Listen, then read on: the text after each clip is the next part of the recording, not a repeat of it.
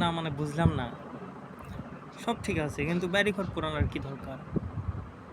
খেলায় জিততে পারিনি ঠিক আছে, তাই বলে ব্যারিঘর কেউ পুরে দিবে?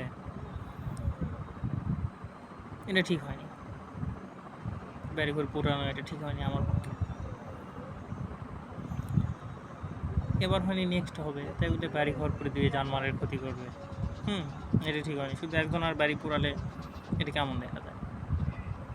তার প্রতি ক্ষোভ, এটা ঠিক হয়নি। এটা যেটাই করুক না কেন, এটা আসলে মনে হয় ঠিক হয়নি আমার দিক থেকে।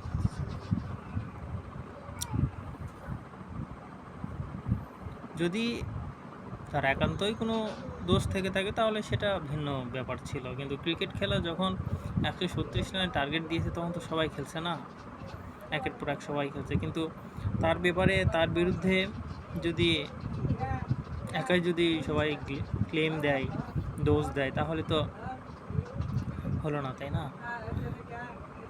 দেখুন, একত্রিত সেভাবে যদি এই হামলা হয় বা এইরকম ব্যারিঘর পুরে দেয়, ক্রিকেট প্রেমী যারা যারা মূলত ক্রিকেট প্রেমী তারা এইভাবে কখনো করার কথা না।